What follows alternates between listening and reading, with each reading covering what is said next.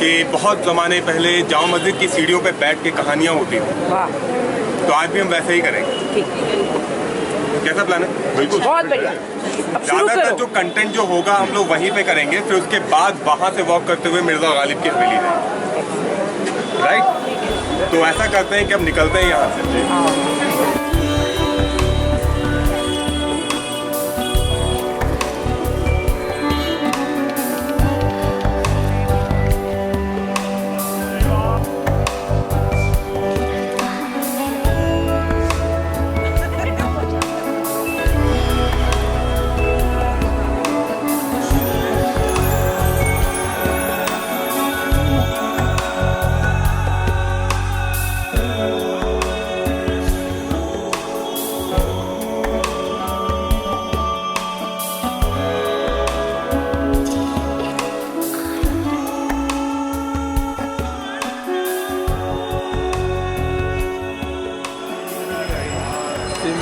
यार सोच के मैंने आज सुबह का इवेंट रख लिया, नहीं तो अक्सर मैं अपने हिसाब से मैं रखता हूँ। शाम को जब मैं आराम से उठ जाता हूँ, दोपहर में सो के 2-4 घंटे इधर उधर टहल के जो है जब होश आ जाता है तो हम पहुँच जाते हैं कहानियाँ सुनाने के लिए। तो इस केस में बहुत ज़्यादा बदनाम है।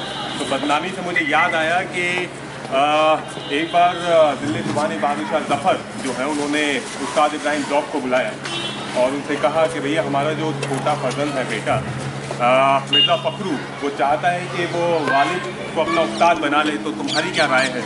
तो ज़ौक़ साहब ने फरमाया कि दिल्ली ज़ुबानी शायर तो बहुत अच्छा है पर बदनाम बहुत है। तो उन्होंने फिर उनसे पूछा कि भाई तुम्हारी क्या राय है? मैं चाहता हूँ कि मिर्ज़ा फ़खरू जो है उनसे शायरी में इस्लाह वगैरह करें, उनसे शायरी जो है वो सीखें उनसे।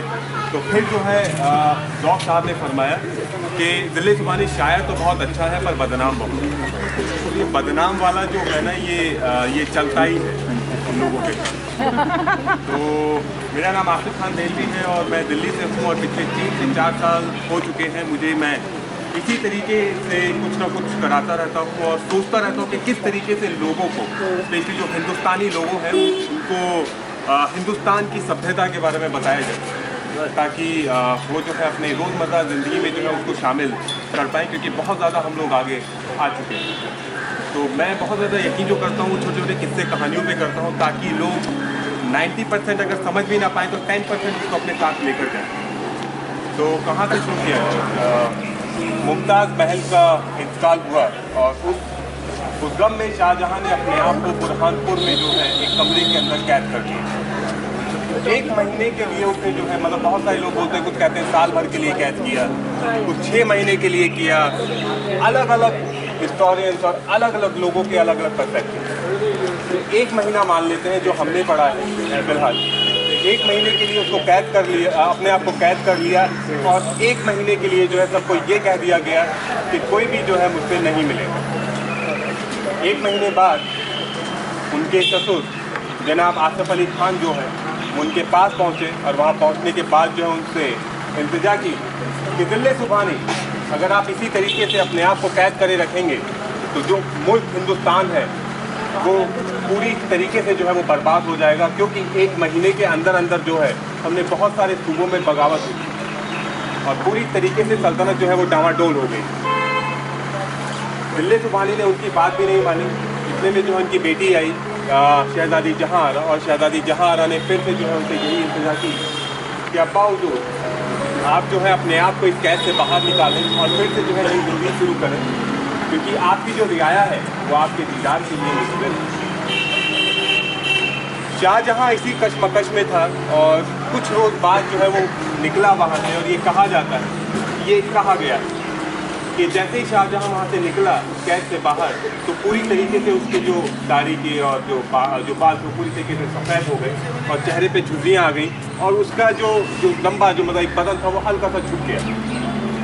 और बाहर निकलने के बाद जो है, क्योंकि हर चीज़ के लिए गेट ओवर बहुत ज़रूरी होता है, उसने सबसे पहले जो हुक्म दिया वो ये था कि ताजमहल बनवाया जाए। और ताजमहल जहाँ बन रहा था उस हुक्म के साथ जो है उसने ये फैसला किया कि उसका जो बेटा, सबसे बड़ा बेटा दारा शुकुर, उसकी शादी जो है वो कर दी जाए और वहाँ जो है थोड़ा सा खुशी का माहौल जो है वो बना। इसी शादी के मौके पर जो है एक इस्फाहान एक जगह है ईरान के अंदर, वहाँ से एक ट्रैवलर जो है वो आगरा पहुँचता है और उस शादी में जो है वो शिरकत करता है। और वहाँ पहुँचने के बाद जो है जब दरबार लगता है तो ट्रैवलर जो है वो मुसाफिर वो दिल्ली सुबहानी के सामने आता है और कुछ कुछ तोहफे जो है जो इस्फाहान से वो लेके आता है वो उनके सामने पेश करता है। दिल्ली सुबहानी इससे पूछते हैं कि तुम इस्फाहान के बारे में बताओ, तुम इस्फाहान की कहानियाँ सुनाता है। वो कहता है कि मैं उस शहर से आया हूँ जिसकी सड़कें बहुत ज़्यादा चौड़ी हैं, जहाँ पानी का मुकम्मल इंतज़ाम, जहाँ की आबो हवा एकदम साफ है। और दिल्ली सुबहानी में जब आगरा आया तो मैंने देखा कि यहाँ बहुत ज़्यादा भीड़ है, यहाँ की जो गलियाँ हैं बहुत ज़्यादा तंग है, यहाँ बहुत ज़्यादा धूल उठी है और दूसरा ये कि यहाँ बहुत ज़्यादा गर्मी है। बेशक यहाँ पे जो है पीछे जमुना बहती है पर यहाँ पे पानी की बहुत ज़्यादा किल्लत है। शाहजहाँ ये किस्सा सुन रहा था, उसके मन में कुछ और चल रहा था। उससे पहले ही जो है उसने ये फैसला कर लिया था, क्योंकि हर मुगल बादशाह की एक रवायत रही है, जब जब वो तख्त पर आया उसने अपना एक नया शहर बनाया। बाबर ने बनाया फरहाना में, तो उसके बाद उसका बेटा हुमायूं आया तो उसने दीन पनाह नाम का एक शहर बनाया दिल्ली के अंदर, जिसको हम लोग पुराना किला के नाम से जानते हैं। और हुमायूं के बाद जब उसका बेटा तख्त पर आया अकबर, तब उसने फतेहपुर सीकरी नाम से जो है एक शहर बनाया। और फिर उसके बाद जहांगीर ने लाहौर में, और फिर उसके बाद शाहजहाँ पीछे क्यों रहता। ये वही शाहजहाँ है जिसने अपनी नौकरी में जब बहुत छोटा था तब अफगानिस्तान काबुल में अपने रहने के लिए जो है उसने कमरे बनवाए थे, खुद डिज़ाइन किए। और फिर उसके बाद एक नया उसको जो है एक प्रोजेक्ट मिला और उसे जो है अपने लोगों को हुक्म दिया कि उसको दिल्ली में जो है अपने लिए एक नया शहर बनवाना है, जिसका नाम होगा शाहजहानाबाद। वहाँ से काफ़ी सारे लोग जो आर्किटेक्ट दिल्ली आए, उन्होंने अलग अलग जगह देखी। कुछ लोग पुराना किला गए, पर पुराना किला के बारे में ये कहा जाता है कि जो भी बादशाह वहाँ रहा बहुत जल्दी जो है उसने अपनी ज़िंदगी से हाथ धो दिया, चाहे वो हुमायूं रहा और उसके बाद जो है जो पुराना किला रहा उसमें सिर्फ और सिर्फ हरम रहा। कभी वहाँ से किसी बादशाह ने जो है वो रूल नहीं। यहाँ आने के बाद फिरोजशाह कोटला गए, एक और शहर है जिसको हम पांचवें शहर के नाम से जानते हैं। वो लोग महरौली की तरफ गए, साउथ दिल्ली की तरफ, वहाँ पे भी उनको कुछ समझ नहीं आया। फाइनली वो लोग यहाँ दरिया के किनारे जो है उन्होंने ये जगह पसंद की। किसी भी शहर को बनाने के लिए तीन चीज़ें बहुत ज़्यादा ज़रूरी समझी जाती थी उस ज़माने में, एक दरिया, एक बादल और खाके। दरिया था यहाँ पे, बादल बारिश यहाँ होती रहती थी और खाके शाहजहाँ। ये शहर जो है तकरीबन 1638 में जो है वो बनना शुरू हुआ और बनते बनते कई बरस इसमें निकल गए और तकरीबन 1648 में जाकर जो है ये मुकम्मल हुआ।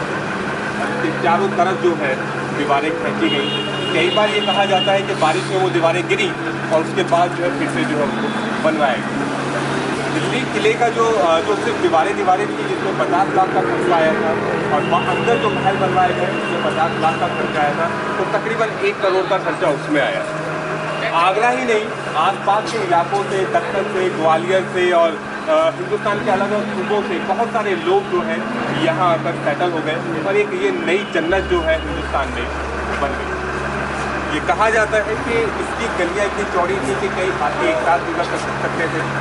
यहाँ पर जो है बादशाह की तरफ से ये इंतज़ाम था कि डेली रोज़ाना जो है उस तख्ते जिनको आप मिष्टी बोलते हैं वो पानी छिड़का करते थे और उस पानी के अंदर केवड़ा, इत्र और गुलाब मिला होता था।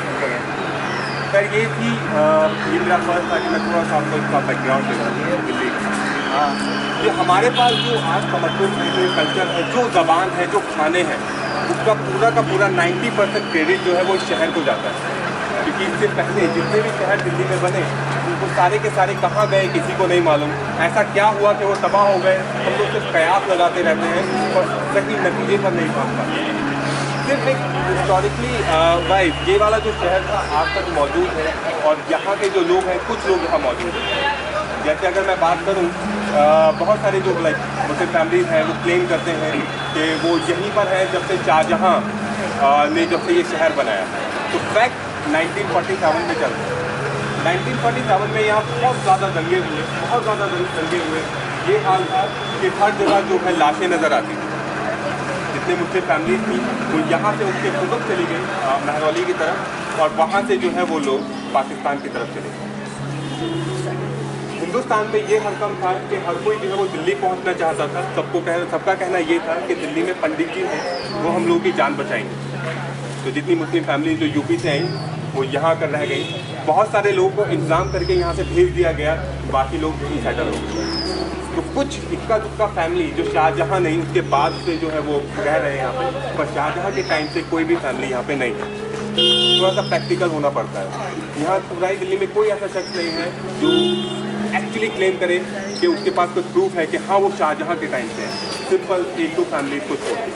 तो यहाँ पे अलग अलग टाइम पे जो है जो यहाँ की जो पॉपुलेशन है वो चेंज होती रही। अब बात करते हैं यहाँ पे कैसे कैसे वो चेंजेस आए। शाहजहाँ को कैद करने के बाद जो है औरंगजेब जब तख्त पर बैठा तो दिल्ली वालों को ये लगा कि अब दिल्ली जो है वीरान हो जाएगी, तो लोगों ने यहाँ से जाना शुरू कर दिया। जब औरंगजेब ने ये फैसला किया कि दिल्ली ही कैपिटल रहेगी, राजधानी रहेगी, तो वो लोग वापस आ गए। पर कुछ लोग जो वापस यहाँ से चले गए थे वो वहीं के वहीं सेटल हो गए। ये लोग भी दिल्ली वाले ही कहे जाते हैं जो वापस नहीं आए। फिर उसके बाद जो है एक लंबे अरसे तक जो है शांति छाई रही, कुछ गुजरा नहीं। पर जो एक बहुत बड़ा दरख्त जो बाबर ने लगाया था वो धीरे धीरे टूट कर रेजा रेजा होकर गिर रहा था और बाकी सूबे जो है वो अपने सर उठा रहे थे। 1739 में जो है एक बहुत बड़ा धमाका हुआ जिसको हम लोग नादिर शाह के नाम से जानते हैं। चाहे ईरान एक तूफान की तरह जो है वो ईरान से आया और उसने दिल्ली को पूरी तरीके से जो है नेस्तो नाबूद कर दिया।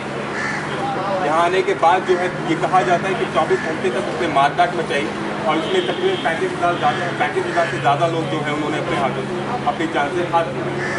और उसकी एवज में जो है 70 करोड़ कैश और दरियाए नूर हीरा, कोहिनूर हीरा और तख्ते ताउस जो है वो यहाँ से लेकर गया।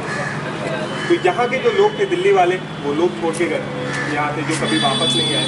जिसमें मीर तकी मीर का एक शेर बहुत ज़्यादा मशहूर है कि जब वो यहाँ से दिल्ली से अवध की तरफ लखनऊ पहुँचे तो वहाँ जो है उनकी हालत देख कर किसी ने उन्हें पहचाना नहीं। तो उन्होंने ये शेर पढ़ा कि क्या बूढ़ों वक्त पूछो हो पूरब के सकीनों, मुझको गरीब जान के हसद पुकार के, दिल्ली जो एक शहर था आलम में इंतखाब, हम रहने वाले हैं उस उजड़े से आए। इसमें एक लाइन लिखी। तो ये आलम था कि वो लोग जो दिल्ली से छोड़ के गए वो वापस नहीं आए, वो भी दिल्ली वाले ही कहे जाते हैं। 1739 के बाद जो है 2-3 साल जो है वो सही से गुजरे, पर 1748 में फिर से जो है एक तूफान आया अफगानिस्तान से, जिसको हम लोग जो है अहमद शाह दुर्रानी, अहमद शाह अब्दाली के नाम से जानते हैं। वो दिल्ली आया, बची कुची जो दौलत थी वो अपने साथ ले गई। ये कहा जाता है कि लाल किले के सामने जो है बहुत सारे ऐसे ऊँट और बहुत सारे ऐसे पूरा कारवां का हाथियों का उनके फोटो पर भर के जो है शर्फियाँ यहाँ से काबू ले गई। फिर उसके बाद जो है एक और ऐसा साल आया 1761 का, 1761 का, जब अहमद शाह अब्दाली जो है फिर से आया और आखिरी पानीपत की जो है बैटल हुई और जो फिर से जो है वो लूट सकता था, जितना लूट सकता था वो लूट कर यहाँ से चला गया। खैर ये लोग बाहर वाले थे, जिनसे जितना गिला किया जाए उतना कम है। पर अब आते हैं अपनों के सितम के ऊपर कि जब दिल्ली को पूरी तरीके से लूट लिया गया, हर जगह मातम हो गया, तो जो अपने लोग थे उन्होंने भी कोई कमी ना बरताई। जो अपने लोग थे जिनमें जाट राजा सूरजमल जो है जब दिल्ली की तरफ हमला कर रहा था तो उसने अपनी अम्मा को जो है वादा किया कि अम्मा मैं दिल्ली के किले को लूटने के लिए जा रहा हूँ। दिल्ली के किले का मतलब कि आप जो है व्हाइट हाउस के अंदर जो है घुसने की कोशिश कर रहे हैं। व्हाइट हाउस बहुत छोटी चीज़ है, दिल्ली का किला उससे बहुत बड़ा समझा जाता है। जब वो दिल्ली यहाँ आया तो उसने देखा यहाँ पे कोई दौलत नहीं थी, तो उसने लाल किले के अंदर जो चांदी की जो सीलिंग जो लगी हुई थी सब नक्काशी वगैरह उसको निकाल कर वो रख ली और दिल्ली का जो ये लाहौरी दरवाजे का जो दरवाज़ा था एक दरवाज़ा उखाड़ कर जो है वो अपने साथ भरतपुर ले गया, सिर्फ ये दिखाने के लिए हाँ मैं दिल्ली का किला लूट। फिर उसके बाद जो है ये उसके बाद जो है फिर मराठे जो थे उन्होंने जो है यहाँ पे जो कहर बरपाया उसकी जो है वो हम उसको एक्सप्लेन नहीं कर सकते। उसके अलावा जो रोहिले पठान थे उन्होंने जो है अलग कहर बरपाए और फिर 1803 में जो है फाइनली जब अंग्रेज़ आए तो उन्होंने जो बचा खुचा था उसका सफाया कर दिया। तो इस दौरान ये दिल्ली वाले ही थे जो यहाँ से निकले और फिर उसके बाद कभी वापस नहीं आए। तो हम किसको कहेंगे ये दिल्ली वाले, किसको कहेंगे ये लोग वहाँ से आके सेटल हुए थे और ये वहाँ के हैं। तो दिल्ली में बड़े बड़े बुजुर्ग ये बोलते हैं कि दिल्ली में तो दिल्ली का पानी भी नहीं है। दिल्ली वाले आप कहाँ से क्लेम कर रहे हैं कि आप दिल्ली वाले। इसी दौरान यहाँ के जो लोग थे उन्होंने जीना सीखा। एक अक्सर मैं अपने इवेंट्स में ये जिक्र करता हूँ कि दिल वालों की दिल्ली कि अभी आया है ये मौजू। तो ये अक्सर आप सुनते हैं, फेसबुक पर देखते हैं या बड़े फ़ख्र के साथ नाक के साथ जो है लोग बोलते हैं कि हम उस शहर से हैं जहाँ के लोग बड़े दिल वाले होते हैं। तभी मुंबई से यहाँ से वहाँ के लोग बोलते हैं हम आ जाओ, हम कहे थे कहाँ के दिल वाले, ऐसा कहाँ है दिल। तो ये जो कॉल है बहुत पुराना है, ये उस ज़माने का है जिस ज़माने के जिक्र मैं अभी कर रहा था कि अहमद शाह अब्दाली या मराठे या रोहिल्ले इन सब ने जब दिल्ली को लूटा तो हर 2-3 साल बाद जो है दिल्ली में जो है कुछ ना कोई हमला होता था और उस हमले में जो है ये लगता था कि ये फला मोहल्ले का जो हमारा जो यार था उसका कत्ल हो गया, उस हवेली को जो है जला दिया गया, वहाँ तबाही हो गई, वहाँ तबाही हो गई, वहाँ तबाही हो गई। तो हर जगह जो है मातम बरपा रहता था। तो दिल्ली वालों ने जो है उस चीज़ को जो है कहना सीख लिया और ये कहने लगे कि दिल्ली में रहने के लिए लोहे का जिगर चाहिए। और वहीं से जो है ये कॉल आया दिल वालों की दिल्ली। वो हर दिन को जो है आखिरी दिन समझ कर जीते थे। तो नहीं मालूम होता था कि आज सुबह हम उठे हैं, शाम का ढलता सूरज देखेंगे या नहीं, या हमारी किस्मत में अगले दिन का उगता सूरज होगा या नहीं। तो इसलिए हर दिन को आखिरी दिन की तरह जीना, अपने आसपास रहने वाले लोगों की मदद करना, और कोई ऐसा देखते थे कि मोहल्ले में कोई भूखा ना था। ये वो ज़माना था जब फूल को तोड़ना भी समझते थे गुनाह, तो मारना तो बहुत दूर की बात है। तो यहाँ से जो है ये एक नया तमद्दुन, एक नया कल्चर जो है शुरू हुआ। दोस्तों अभी जो पुरानी दिल्ली आप देखते हैं इसमें शाहजहाँ के ज़माने की चीज़ें बहुत ज़्यादा चली गई हैं, बहुत पीछे चली गई हैं। जो हमारे सामने है वो आखिरी ज़माना जो है, जो आखिरी शाही ज़माना जो है, उसी की चंद झलकियाँ हैं। जैसे आखिरी 2 मुग़ल बादशाह बहादुर शाह ज़फ़र और उनके जो वालिद, उनके बाबा अकबर शाह सानी, उनके ज़माने की बहुत सारी चीज़ें यहाँ पे आज भी मौजूद हैं और एक जो नया कल्चर जो हम लोग को देखने के लिए मिलता है। और मैं जो अगर मैं मेन टॉपिक पे आऊँ तो अभी हम लोग वहाँ से निकल रहे थे जहाँ से हम लोगों ने शुरू किया, और वो एक बहुत बड़ी लंबी सड़क जो है क्रॉस करते हुए हम लोग यहाँ पहुँचे। तो उस जगह को कहते हैं चावड़ी बाजार। तो आप लोग सोच रहे होंगे कि मैंने उस जगह के बारे में जिक्र नहीं किया। वो इसलिए नहीं किया क्योंकि बड़ा मुश्किल हो जाता है कि वहाँ खड़े होकर चीख चीख के बताने चावड़ी बाजार, चावड़ी बाजार, चावड़ी बाजार। तो यहाँ मैं आपको बता देता हूँ, तो आप जब दोबारा जाएंगे तो आपका नज़रिया जो है वो बदल जाएगा उसको देखने का। चावड़ी बाजार का जो एक नाम था वो था बाज़ार-ए-खुद। और चावड़ी जो वर्ड है वो क्योंकि यहाँ पे अलग अलग स्टेट के जो है काफ़ी लोग रहे हैं, तो ये मराठी वर्ड चावड़ी।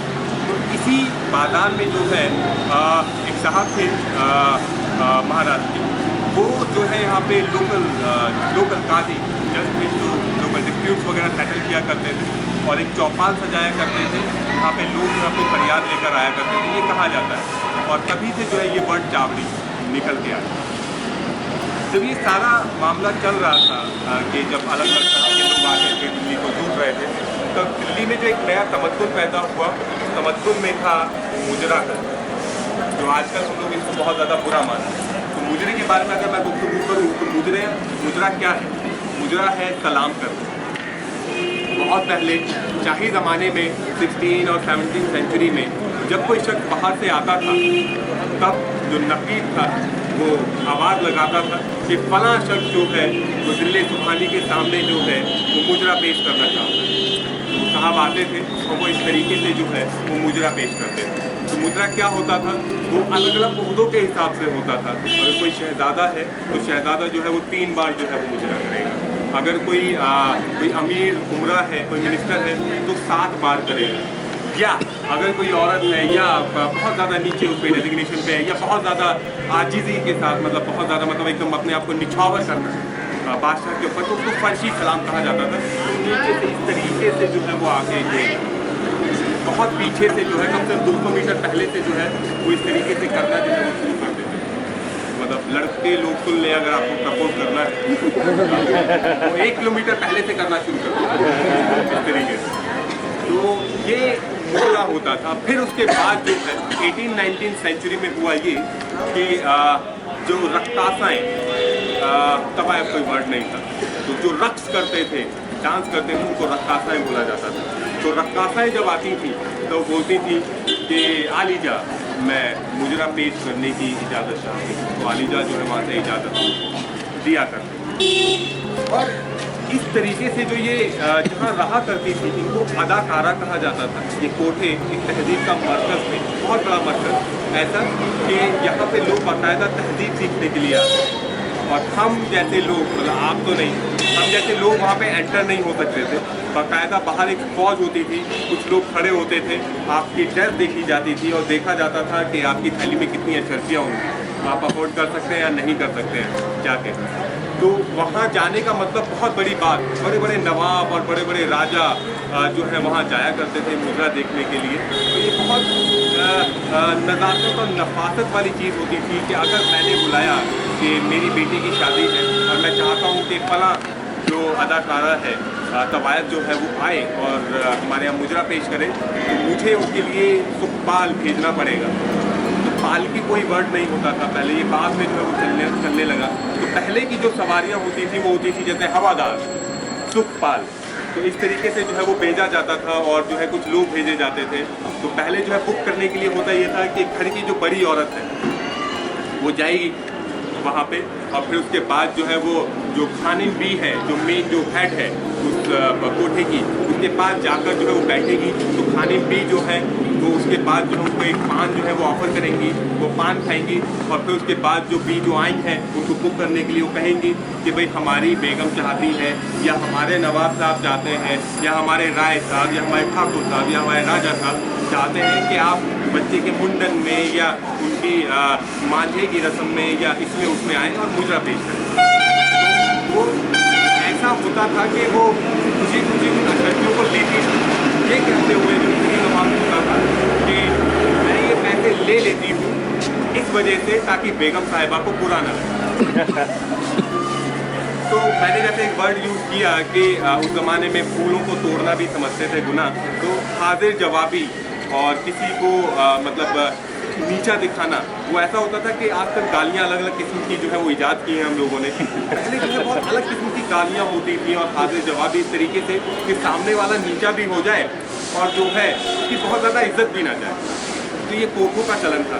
अब यहाँ से जो है उस मुकर्रर डेट पर जो है वो बी जो है वहाँ से निकलेंगी अपनी और 2-4 औरतों के साथ। इस तरीके से होता था कि एक खूबसूरत तवायफ होगी, उसके साथ जो है थोड़ी कम खूबसूरत तवायफ होंगी, ताकि वो चाँद जो है वो हर जगह मतलब एक ही नज़र आए। तो बहुत ज़्यादा भारी भरकम पेशवाज जो है वो पहन के ड्रेस जो है पूरे नाज़ो नफ़ों के साथ जो है वो जाएंगी देवड़ी पर।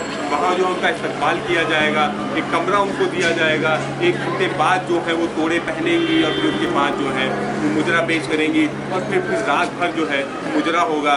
तो औरतें जो होती थी, जो हवेली का जो सहन होता है, अगर आप किसी हवेली में जाएँ जो कोर्टयार्ड होता है तो वहाँ जो है आदमी लोग बैठते थे, ऊपर जो अगर आप देख के नज़र डालें तो वहाँ जो है वो औरतें बैठा करती थी। तो आदमी जो होते थे किसी ठुमके पर या किसी शायरी पर बहुत ज़्यादा प्यार आया तो अशर्फियाँ लुटा दी, अपना हार दे दिया। अब औरतें क्या करें, अगर औरतों को अगर पसंद आए तो क्या करती थी कि अशर्फियाँ जो है अपने पल्लू में बांध कर जो है वो नीचे लटका देती थी और वहाँ से जो है कोई ना कोई खोल कर जो है दे दिया करता। इसी तरीके से जो तवायफें होती थी, हमारे जो बच्चे हुआ करते थे उस ज़माने में, उनको तहजीब सिखाने के लिए जो है वहाँ भेजा जाता था। पान खाने का तरीका, उठने बैठने का सलीका। और एक बार हुआ ये कि एक साहबजादे जो है नवाबजादे, उनको भेजा गया तो 2-4 दिन जो है उन्होंने वहाँ पे लग के जो है सीखा। फिर 1 हफ्ते बाद जो है जो तवायफ थी वो बी साहिबा ने जो है खत जो है उसके वालिद को लिखा, जिसमें लिखा हुआ ये था कि देखिए मैं आपकी बहुत ज़्यादा इज्जत करती हूँ और पर मैं आपसे ये कहना चाहती थी कि जो आपका बेटा है मैं उसकी अम्मा की उम्र की हूँ, पर जिस निगाह से वो मुझे देखता है तो सही नहीं है, ये बेहतर होगा कि आप उसे अपने घर ही रखें। तो ऐसा भी होता था। और आप लोगों ने शायद मूवी देखी हो उमराव जान, जिसमें जो है जब फारूक शेख आते हैं तो वो रेखा जो है उनके बदन से कपड़े लिबास जो है फाड़ते हैं। वो एक रस्म क्या है, अब होता ये है कि अब मैं जाता हूँ कोठे पर मुद्रा देखने के लिए और मुझे किसी ना किसी तवायफ से जो है वो एक होगा ही, या तो मैं उसको जो है बगावत करके अपने घर ले आऊँ और अपने घर से जो है जायदाद से बेदखल हो जाऊँ, या फिर होगा ये कि मैं कॉम्प्रोमाइज़ कर लूँ, जो आज के टाइम में हम लोग बोलते हैं उसको कि क्लोजर, जब ब्रेकअप होता है होता है ना कि भैया आखिरी बार मिल लो, कुछ गिला शिकवा ना रहे। तो इसी तरीके से क्या होता था कि नवाबजादे जो है वो जाएंगे अपना मांझे पर बैठकर, मतलब जिस दिन हल्दी लगना शुरू होगी, दूल्हों को भी लगती थी मेहंदी वगैरह, तो जिस दिन लगनी शुरू होगी उस दिन घर वाले ही भेजते थे, अच्छा जाओ जरा गिले शिकवे जो है वो दूर करा लो। तो अब साहब जो है वो कोठे पर जाएंगे और फिर उसके बाद बोलेंगे कि मांझे का जोड़ा हाजिर है। तो उस टाइम पे वो तवक्को कर रहे हैं, तवायफ से उम्मीद कर रहे हैं कि अपना गुस्सा निकालो, बाद में हमें कोसो ना। तवायफ उठेंगी और फिर उसके बाद जो है जितनी तेजी के साथ वो नाखून गढ़ा सकती है उनके सीने पर गढ़ाएंगी, जितना रो सकती है अपने बाल खोलेंगी और वो जितना फाड़ सकती है उसकी दर्द को फाड़ेंगी, वो गुस्सा निकालेंगी अपना, ताकि अगर उसी नवाब साहब के यहाँ पे अगर कुछ खुशी का मौका हो और उनको बुलाया जाए तो जो है कुछ नजरें ना झुके कहीं से, ना वो झुकाए नजरें, ना वो झुकाए नजरें, ना वहाँ कुछ गिला हो ना यहाँ कुछ शिकवा हो। तो वहाँ जो है उसको क्लोजर किया और फिर उसके बाद जो है आगे जो है मामला बन।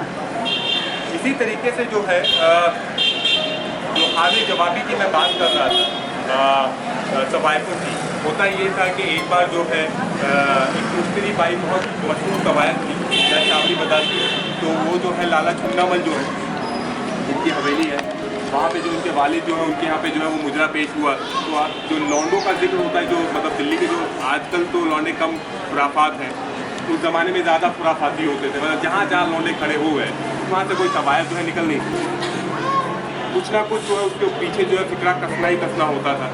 अब ऐसी महफिलों से जो है हम जैसे लौंडों को दूर रखा जाता है ताकि जो है कुछ कह ना दें, पर कहीं ना कहीं से हम जैसे लोग जो है चिलमत के पीछे से जो है आके जो है हम लोग देख लिया करते थे।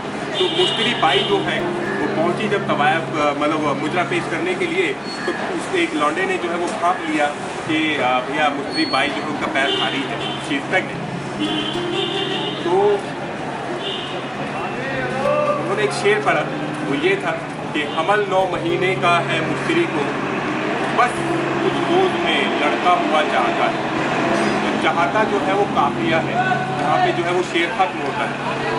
तो मुश्तरी बाई को ये बात बहुत ज़्यादा बुरी लगी, पर वो कहे तब उनकी हाजिर जवाबी आप देखिए कि उन्होंने कभी एक शेर बनाया जिसके जवाब में कि हमल मतलब हमल होता है प्रेगनेंसी, कि हमल 2 महीने का है मुश्तरी को, बस कुछ देर में लड़का हुआ चाहता है। वहाँ से मुश्तरी बाई कह रही है कि करो कुर्ते टोपी की तुम तैयारी, करो कुर्ते टोपी की तुम तैयारी, बस कुछ ही रोज़ में हम शिराजा हुआ चाहते हैं, हम शिराजा भांजा। तो हिंदुस्तान में एक रस्म है कि जब बहन के यहाँ बेटा होता है या बच्चा होता है तो कुर्ता टोपी दिया जाता है, तो उस साहब जो है वो अपना समूह लेकर जो है वहाँ पर बैठ। इसी तरीके से एक बार हुआ ये कि आप लोगों ने पाकिजा मूवी देखी होगी, पाकिजा मूवी में जो है बहुत सारी सीन जो है वो सही है। एक सीन ये है कि जब मोहतरमा जब मुजरा पेश करती हैं तो सारे नवाब और सारे ठाकुर लोग बैठ जाते हैं, तो इतने में एक साहब जो है वो देवड़ी पर आते हैं और पेशे से ठेकेदार होते हैं, पर पैसा बहुत ज़्यादा होता है, पर अमीरों की सोहबत में और तहजीब वालों की सोहबत में बैठने की आदत नहीं होती, तो वहीं बाहर बैठ जाते हैं, कालीन पर नहीं बैठते और इस तरीके से जो है वो अशैकिया लुटाते हैं। ऐसा ही सेम वाक़या जो है चावड़ी बाज़ार में हुआ। वो हुआ यूँ कि नवाब साहब जो है वो अपने लिए महफिल उन्होंने सजवाई, बाकी लोगों दोस्तों को भी बुलवाया। इतने में जो है एक साहब जो है बहुत भारी थैली लेकर जो है वो देवड़ी पर वहाँ पे आए और बैठ गए। तो 20 साहिबा जो खानिम साहिबा थी उन्होंने जो है उनको पान पेश किया और ये कहा कि आप जो है कालीन पर बैठ जाए, इस तरीके से फर्श पर बैठना आपको जेब नहीं देता। तो उन्होंने कहा कि नहीं, मेरी औकात नहीं है, मैं यहाँ फर्श पर ही बैठूँगा। अब होता ये था कि नवाब साहब जो है कुछ अशर्फिया इस तरीके से जो है वो डालते खासदान में। खासदान और पानदान में क्या फ़र्क होता है? पानदान वो होता है जिसमें पान का सामान रखा जाता है और खासदान होता है जिसमें बने हुए बीड़े रखे जाते हैं। तो खासदान में जो है वो अशर्फी रखते जाते। अब वहाँ जो शख्स जो आया हुआ था वो उसी की दुगनी जो है वो अशर्फिया इस तरीके से जो है उस तवायफ के पैरों में डाल देता। नवाब साहब देखते रहे तो बहुत ज़्यादा देर हो गई। तो उसके बाद जो है उन्होंने महफिल बर्खास्त की और वहाँ से चले गए। तो ये कहा जाता है कि अगले दिन इतना बड़ा ईरानी कालीन उन्होंने भेजा कि वहाँ पर जो है फर्श की जो है वो जगह ना रही कि अब कोई आए तो कोई फर्श पर बैठेगा ही नहीं। तो जो 20 साहिबा थी उन्होंने जो है ये वादा उनसे किया कि अब जो ये तवायफ है अगर मुजरा करेगी तो सिर्फ और सिर्फ आपके लिए।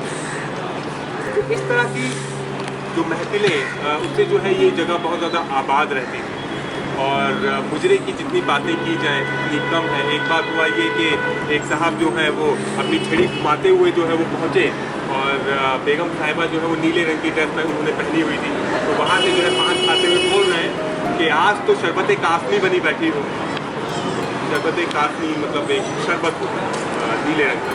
तो वहाँ से जो है वो बेगम साहिबा जो है वो उनको जवाब दे रही है कि मैं हूँ भी तो दवाए दर्द जिगर, क्या बोल कर पी जाने का इरादा है। तो इस तरह की जो हाजिर जवाबियाँ थी वो अपने उरूज पर उस ज़माने में। अब आ जाते हैं आन बान शान पर, दिल्ली वालों की आन बान शान। एक बार हुआ यूँ कि एक लाला जी ने जो है वो अपने नौकर को जो है वो तरबूज लाने के लिए भेजा। अब वो नौकर जो है वहाँ गया, उसने बहुत नफीस और एक बहुत अच्छे किस्म का जो है एक पीस जो है वहाँ से निकलवाया। अब वही जो सेम तरबूज है वो दूसरे लाला जी का जो नौकर था उसको भी पसंद आ गया, तो उसने जो है उसके दुगने दाम पर जो उसको खरीदना चाहा। तो ये कहा जाता है कि दोनों नौकरों में बहस हो गई कि कौन ज़्यादा इनाम उसको पैसे देगा। फाइनली जो एक नौकर था वो जीत गया और बहुत ज़्यादा कीमत पर जो है उस तरबूज को ले लिया गया। वो तरबूज लेकर जो है जब वो अपने लाला जी के पास पहुंचा तो उसने बड़ी खुशी से जो है अपना इजहार किया कि मैंने इतने महंगे में जो है ये तरबूज जो है वो ख़रीदा है आपके लिए। तो लाला जी ने कहा कि नहीं, अभी उनको और नीचा दिखाया जाएगा। तो उन्होंने क्या किया कि तरबूज का आधा हिस्सा करवा कर जो है वो लाला जी के पास भेजा, जिसमें एक खत में लिखा हुआ था कि मैं बहुत ज़्यादा माजरत चाहता हूँ, बहुत ज़्यादा माफ़ी चाहता हूँ, इस तरीके से जो है मेरे नमकख्वार नौकर ने जो है आपके साथ ये बदसलूकी की और आगे से आइंदा ऐसा नहीं हुआ। तो वो लाला जी समझ गए कि क्यों भेजा गया है, तो उन्होंने जो है उस आधे तरबूज के एवज में जो है बहुत सारी अशर्फियाँ जो है वहाँ भिजवा दी। जब अशर्फियाँ वहाँ पहुँची तो जो लाला जी के पास जब पहुँची तो उनको बहुत ज़्यादा और बेइज्जती महसूस हुई। तो ये कहा जाता है कि अगले दिन जो उन्होंने फांसी लगी। ये आन बान शान है, ये आन बान शान के ऊपर जो है एक और हम लोग बस निकलेंगे अभी थोड़ी देर में यहाँ से, क्योंकि ये वो टॉपिक है कि मैं अगर खड़ा होकर मैं बताऊंगा ना तो नहीं हो पाएगा बहुत जल्दी। आप लोगों ने कभी बांकों का सुना है? बांका और नौजवान, अक्सर हम घर में बोलते हैं अरे भाई वो तो बड़ा बांका नौजवान है, सुना है? कहाँ सुना है? एक मूवी आई थी जंजीर, अमिताभ बच्चन की, जिसमें प्राण साहब जो है वो बांके का किरदार जो है वो प्ले कर रहे हैं। तो ये एक्चुअल में बांका है और असल में जो है दिल्ली में बांके हुआ करते थे। तो बांके कौन होते थे? बांके होते थे कि किसी भी अच्छे ख़ानदान का कोई लड़का होगा जिसकी बहुत अच्छी जो है सेहत होगी और जो है वो लोगों की मदद करेगा और अलग तरीके से जो है लिबास पहनेगा, इस तरीके से लिबास पहनेगा कि दूर से जो है वो नज़र आए कुछ चटकीला कुछ चमकीला सा, और हर लोग जो है उसके पास मदद के लिए जो है वो पहुँचे। तो जैसे रॉबिन हुड वगैरह होते थे उस ज़माने में, इसी तरीके से दिल्ली में बांके होते थे। तो एक बार हुआ ये कि Nawab Saadat Ali Khan, the founder of our dynasty, उन्होंने जो है एक साहब को बुलाया और उनसे बोला कि देखो अपने बेटे को समझा लो, अपने बांकपन पर ना जाए, अगर हमारी तलवार निकली तो कुछ बहुत बुरा हो जाएगा। ये बात जानकर जो है उन्होंने अपने बेटे को बताई, उसका नाम जहांगीर था। उनसे कहा कि बेटा, उन्होंने ऐसे ऐसे कहा है। तब तो जहांगीर ने कुछ कहा नहीं। शाम को जब उनके बाबा हुजूर घर आए तो उन्होंने अपनी नाक काट कर जो उनके सामने रख दी तश्तरी में और कहा कि आपको हमारी नाक चाहिए थी। इस नाम से जो है वो नक्का बांका जो है वो मशहूर हो गया। बांकों का एक और जिक्र ये है कि एक बार हुआ ये कि बांकों की ज़बान पर बहुत ज़्यादा यकीन किया जाता था कि बांका अगर अपनी मूछ का बाल जो है किसी लाला के यहाँ पे जाके रख दे तो जितना चाहे कर्ज जो है वो ले सकता है। तो इसी तरीके से जो है एक साहब जो है एक बदमाश जो है एक तरीके से देख रहा था कि एक बांका जो है उसने एक मूछ का बाल रखा और उसके एवज में जो है बहुत सारे पैसे जो है उसने कर्ज के तौर पर ले लिए।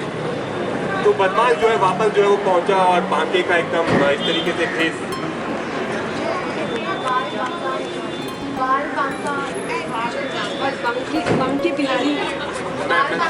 मैं आता हूँ। तो वहाँ जो है पहुँचने के बाद जो है उसने बांके का जो है वो उसने वैसी वेश जो है वो धारा और धारने के बाद जो है वहाँ पहुँचने के बाद जो है उसे कर्ज मांगा, एक मूछ का बाल रख दिया। तो जो लाला जी थे वो बहुत ज़्यादा समझदार थे, तो उन्होंने कहा कि भाई एक बाल तो नहीं चलेगा, मुझे दूसरा भी चाहिए। तो उन्होंने दूसरा भी रख दिया और कहा कि बताओ कितने चाहिए, हमें बस पैसा चाहिए। तो जैसे ही दूसरा तोड़ के रखा तो लाला जी का कहना ये था कि तुम बांका हो ही नहीं सकते हो, कि अगर तुम बांका होते और मैं तुमसे दूसरा मुझका बाल मांगता तो मेरा सर अलग होता और धड़ जो है वो अलग।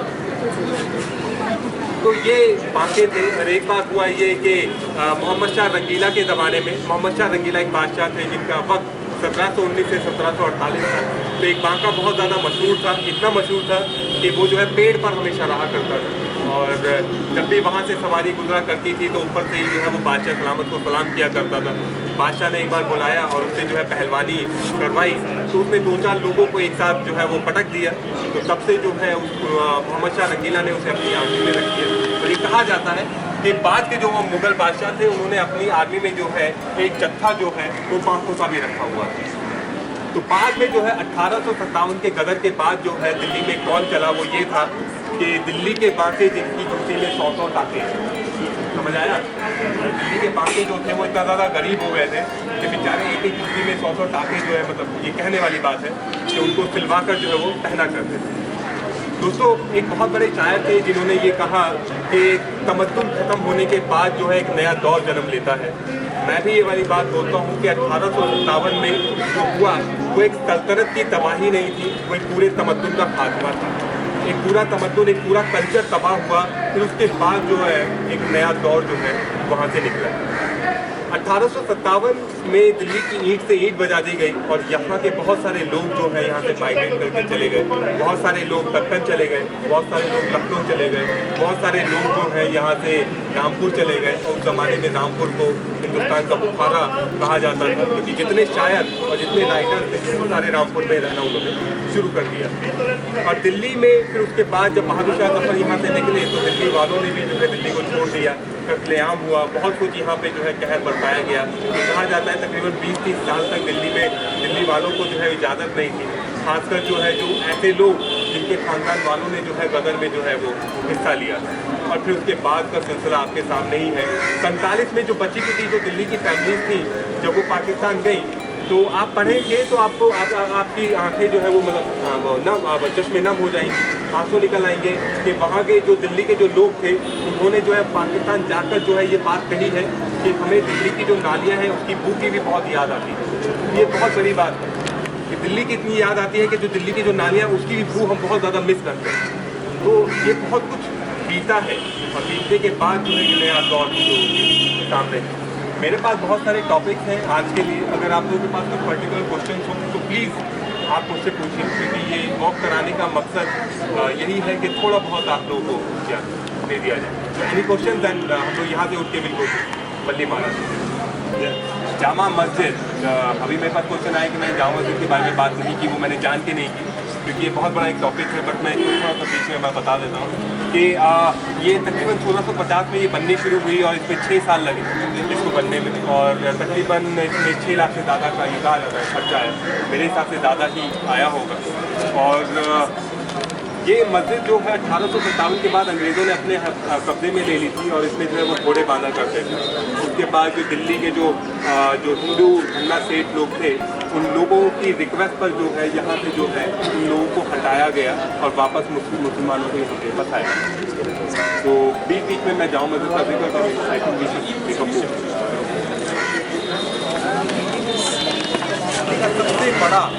सबसे बड़ा एलीट क्लास रहता है, सबसे बड़ा एलीट क्लास और बड़े बड़े हकीम यहाँ पे रहते थे। हकीम अजमल खान साहब भी उसमें से एक है, वो वहाँ रहते थे। और बहादुर शाह जफर के जो पीर थे, जो गुरु थे, काले मियाँ, काले साहब जो गालिब सीरियल में आप लोगों ने देखा होगा जिन्होंने अमजद खां का कैरेक्टर प्ले किया है, वो भी वहाँ रहते थे। तो आप उसी तरीके से देखिएगा, उस जगह को तसव्वुर करने की कोशिश कीजिएगा। और बाकी हम लोग गालिब की हवेली में जो है हम लोग बैठ के बाकी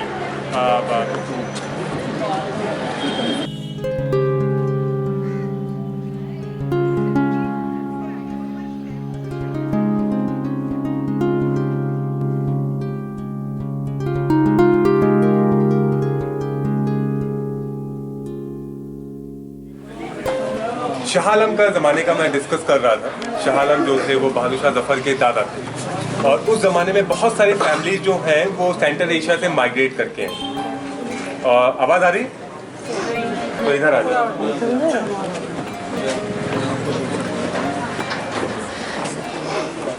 ओके, सो अभी आवाज आ रही है थोड़ी सी? हाँ, सो ये ज़माना था तकरीबन 1761 के बाद का, 1761 से 1770 तक का, जिसमें जो है दो खानदान जो है वो दिल्ली है। एक सबसे बड़ा खानदान था मिर्ज़ा गालिब का खानदान, जिसको मिर्ज़ा कोकन बेग जो है वो आए, और उसी के साथ जो है एक बहुत बड़ी फैमिली थी कासिम जान की, नवाब कासिम जान, जिनके नाम से ये गली है। ये लोग जो हैं बहादुर मुगल बादशाहों के पास जो है ये खिदमत किया करते थे, इनको जागीरें दी गई।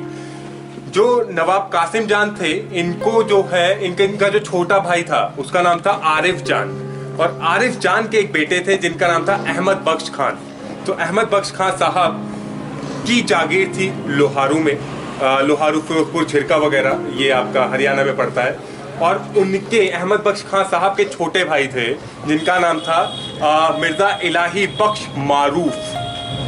नाम समझ आया? मिर्ज़ा इलाही बख्श मारूफ जो थे वो मिर्ज़ा गालिब के ससुर थे। आप समझ आया? हाँ, तो मिर्ज़ा गालिब के जो ससुर थे ये उनकी हवेली का गेट है, और यहाँ जो है अंदर मिर्ज़ा गालिब का निकाह हुआ। साहब की ससुराल में है, देख लीजिए, पूछेंगे नहीं है हमें।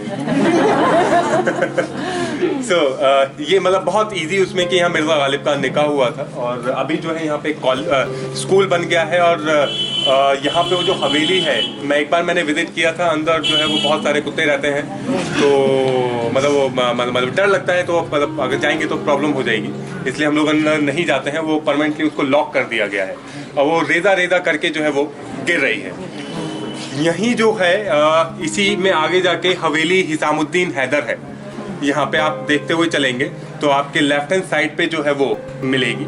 यहाँ पर जो है जो मिर्ज़ा गालिब थे, उनके जो साले थे वो रहते थे, जिनका नाम था नवाब शमशुद्दीन खान साहब। उनकी जागीर थी फिरोजपुर झिरका में। तो अभी भी हम लोग क्या करेंगे कि मिर्ज़ा गालिब की हवेली में जाएंगे, थोड़ा सा बैठेंगे इसी तरीके से, और प्लीज़ मैं रिक्वेस्ट करूंगा कि अपने क्वेश्चंस जो जिस तरह के हों, क्योंकि मैं बोलता रहूंगा, और जो मैं अपने हिसाब से आपके कुछ जो डाउट्स वगैरह हो प्लीज़ वो क्लियर कराइएगा। सेम तो इसका एक थोड़ा सा लुक पाने के लिए आप मिर्ज़ा गालिब का सीरियल अगर आप देखेंगे तो उसमें शुरुआत में ही सीन है जब मिर्ज़ा इलाही बख्श मारूफ साहब जो हैं वो शतरंज खेलते हैं, और वो बहुत उम्दा कैरेक्टर जो है वो प्ले किया है वो डागर साहब ने। डागर साहब जो उन्होंने विजय के साथ मूवी बनाई थी, विजय अमिताभ बच्चन। मैं डागर साहब आज भी फेंके हुए पैसे नहीं उठाता, वो वाले डागर साहब, पुलिस इंस्पेक्टर बनते हैं बहुत सारी मूवीज में। हाँ, वही वाले डागर साहब।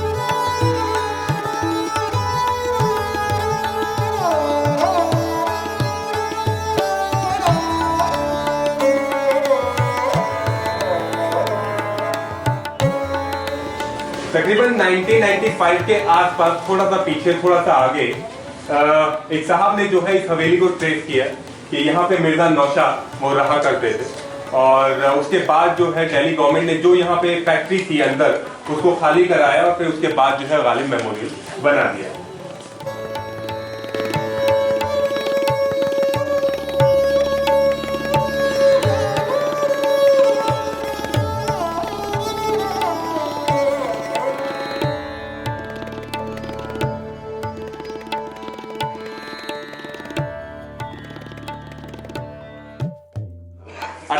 1913 में जो है मिर्जा इलाही बख्श मारूफ अपनी बेटी का निकाह करके जो है आगरा के काला महल से मिर्जा गालिब को यहाँ लेकर आए। उस जमाने में मिर्जा गालिब का नाम जो था वो असदुल्ला खां था, और यहाँ आने के बाद जो है उनका नाम मिर्जा नौशा पड़ गया।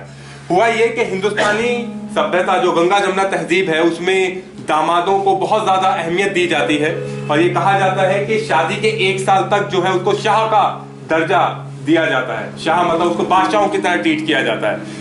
1 साल के बाद जो है फिर उस चीज को छोड़ दिया जाता है। अच्छा जीजा जी आए, अच्छा कोई बात नहीं, कह दो हम थोड़ी देर में आए। पहले होता है अरे बेटा तुम्हारे जीजा जी आ रहे हैं, छुट्टी कर लो। पर मिर्जा गालिब को जो है ये शर्फ हासिल था कि ताउम्र जब तक वो दिल्ली में रहे तब तक जो है उनको मिर्जा नौशा का खिताब मिला। नौशे मियाँ मतलब दामाद। तो आज भी जो है अगर आप यूपी के पुराने गुज़िश्ता खानदानों में जो शादी होती है उसमें चले जाए तो वहां पे आज भी जो है मिर्जा नौशा के नाम से या दूल्हे मियाँ के नाम से जो है वो नवाजा जाता है। मिर्जा नौशा के बारे में बहुत ज्यादा ये कहा जाता है कि उन्होंने जो है नौकरी क्यों नहीं की, वो हमेशा जो है वो पेंशन में क्यों रहे। तो ये हुआ ये कि इतने आज भी जो है बहुत बड़े जो खानदान के जो लोग होते हैं वो नौकरी करना पसंद नहीं करते। बहुत कम ऐसा देखा गया है कि खानदानी लोग जो है वो नौकरी कर रहे हैं। उस जमाने में तो जो है ये बिल्कुल आम बात नहीं थी। अब जैसे एक किस्सा है मौलाना इमाम बख्श साहबाई, किसी ने नाम सुना है? क्योंकि हम लोग मिर्जा गालिब से आगे जाना ही नहीं चाहते। दिल्ली की जो जमीन है वो इतनी ज्यादा सरखेज रही है इस तरह की शायरी के लिए कि दिल्ली ने ना जाने कितने शायर जो हैं वो हिंदुस्तान को दिए हैं। सो मिर्जा गालिब उसकी एक बहुत छोटी सी शाख है, और शाख की भी एक छोटी सी पत्ती। उनके अलावा बहुत बड़े बड़े शायर जो है यहाँ पे रहे हैं। तो मिर्जा गालिब जो है, मिर्जा गालिब का जो सीरियल है उसमें ये है कि किसी ने बोला अरे भैया आपने मौलाना साहबाई का नाम सुना? अरे वो साहबाई वो क्या शायरी क्या खाक करेगा, उसकी तो शादी हो गई है और ना वो कभी जेल गया है, ना उसने शराब पी है, ना वो किसी के इश्क में पड़ा है। यहाँ जो है मिर्जा गालिब उसकी तौहीन क्यों कर रहे हैं, उसके पीछे एक रीजन ये है कि मिर्जा मौलाना साहबाई जो थे वो कहने के लिए अरबी, फारसी और उर्दू के बहुत बड़े आलिम और बहुत बड़े विद्वान थे। अपने जमाने में बहुत बड़ी बड़ी उन्होंने दीवान निकाले, पर नौकरी करते थे दिल्ली कॉलेज में। उनके खानदान वालों के साथ उठने बैठने की सोहबत उनको हासिल नहीं थी। लोग कहते अच्छा वही वो मुलाजिमत करता है, वो उसको ना बुलाओ। अब बेशक जो है मैं बहुत बड़े खानदान से हूँ और मेरे पास पैसे नहीं हैं, पर लाल किले से मेरे पास जो है न्योता जरूर आए कि मुझे वहां जाना है और उस महफिल में जो है वो शिरकत करना है। अब यहाँ मिर्जा गालिब को जो है अब हम लोगों ने क्या किया कि उसको मोहब्बत का ऐसा मसीहा बनाया कि हर जगह जब भी मोहब्बत का जिक्र आया हमने मिर्जा गालिब को याद किया या उसकी शायरी को याद किया। आजकल तो ऐसा चलन है कि व्हाट्सएप पे कोई भी शायरी हो वो मिर्जा गालिब के नाम से हम जो है उसको चिपका देते हैं। एक खासकर एक वो चला है कि मैं उम्र भर, वो पता नहीं ऐसा था कि मैं उम्र भर अपने चेहरे से धूल साफ करता, वो आईने से साफ करता रहा, धूल मेरे चेहरे पे थी। अगर मिर्जा गालिब जो है उसको पढ़ लेते तो मर जाते। तो मिर्जा गालिब जो है अपने जमाने में उन्होंने जो है बहुत बड़े बड़े कलाम लिखे, पर उसके साथ साथ जो है उन्होंने लेटर्स लिखे, खत। जो हिंदुस्तान में खत लिखने का जो सलीका है वो मिर्जा गालिब ने जो है उसको बड़े उरूज पर पहुंचाया। और वो इस तरीके से खत लिखा करते थे कि आप जो है अगर किसी खिड़की पर बैठे हुए हैं तो वहां से सलाम दुआ कर रहे हैं किसी को, या कहीं बैठे हुए हैं किसी चाय की दुकान पर बैठे हैं या किसी कहवा खाने में बैठे हुए हैं तो वहां जो है सबसे बात कर रहे हैं। कहवा जहाँ पे कहवा चाय, और चाय पीना बहुत बुरी बात समझी जाती थी पहले, तो कहवा चलता था। तो कहवा खाने में बैठे हुए हैं और चंदू खाने में बैठे हुए हैं। तो चंदू खाना होता था जहां आप जाके पिएंगे और मदहोश हो जाएंगे। मैं खाना तो शराब पीने वाला हुआ। चंदू खाना जहाँ पे आप वो क्या कहते हैं उसको, चिलम। हाँ वही समझ गए ना आप लोग। हाँ तो चंदू खाने में बैठे हैं या मैं खाने में बैठे हैं तो वहां जो है वो खत इस तरीके से लिखेंगे कि जो है परोसने वाले से बातचीत हो रही है और मिजाज ठीक है, तो वो जिक्र उसमें कर दिया कि अभी ये साहब आए तो मैंने इनसे पूछा मिजाज ठीक है, तो इनके हमें जरा ये दिक्कत चल रही है, बताइए आजकल ये आलम हो गया है। और इस तरीके से खतों में जो है आसपास की चीजों का जिक्र कर रहे हैं। अमा देखिए कि यहाँ से अभी वो हवादार लेके निकला, अभी वो बेगम साहिबा को गिरा देता। इस तरीके से जो है वो देखो कहार पे कितना जोर जो है उन्होंने डाला हुआ है, लगता है उसने सुबह से कुछ खाया नहीं। वो जो है उसकी वो झोली में जो है सिर्फ चना गुड़ पड़ा हुआ है। या जो है कि उमराव को जो है अभी पिछले दिनों जो है वो हमल से थी, उनको बेटा हुआ, पर फिर से जो है वो उसने अपनी जान से हाथ धो बैठा। इस तरीके की बातें अपने आसपास अपने माहौल को जो है वो इस तरीके से जो है उसमें डाल रहे हैं कि यहाँ से वो निकला, वहां से उसने कुछ कहा, यहाँ से उस परिंदे की आवाज, यहाँ से हवा की सरसराहट, ये ऐसा ऐसा, और पूरा जो है एक मजमुआ जो है उस खत में जो है एक दीवान के तौर पे किताब बना के उसको जो है उसको दे दिया। तो उस हद से शायरी से बहुत कम लोग हैं जिन्होंने उनसे जो है वो फैज हासिल किया है, वो बेनिफिट्स लिए हैं। जो शायर हैं उनके खत, जिया मोइनुद्दीन साहब जो पाकिस्तान के बहुत बड़े ऑथर, आप लोगों ने शायद नाम सुना हो उनका, वो ये कहते हैं कि अगर मिर्जा नौशाद एक शेर भी ना लिखते, सिर्फ खत लिखते, तब भी जो है उनको हम लोग इतना ही ज्यादा याद करते। तो मेरे कहने का मतलब ये है कि सिर्फ शायरी को ही ना देखें, आप उससे अलहदा भी देखें इस चीजों को। उनके खत जो उन्होंने 1857 के जमाने में लिखे वो बड़े दर्दनाक हैं। उन्होंने एक किताब भी निकाली जिसका नाम था 10 तंबू, जो आज जो है हिंदी में जो है वो माशाल्लाह पब्लिश हो गई, पिछले साल से पब्लिश होना शुरू हुआ है।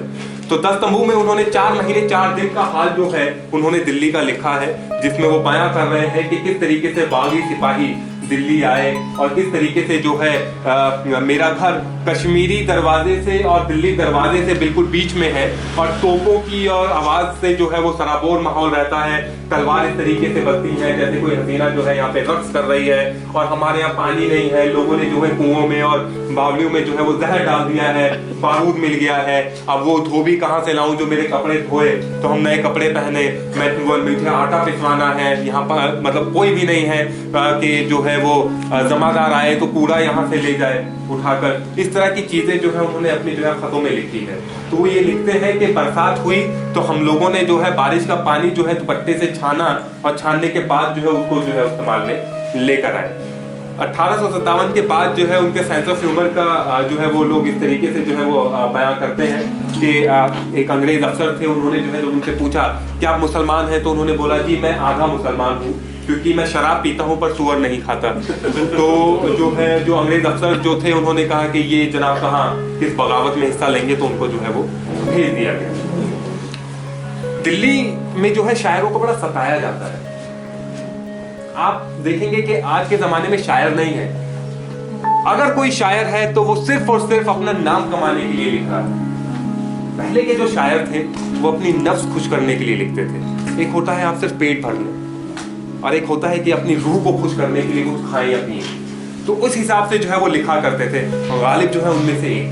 गालिब की जो उर्दू थी वो यहाँ की लोकल उर्दू नहीं थी जो गली मोहल्लों में बोली जाती थी।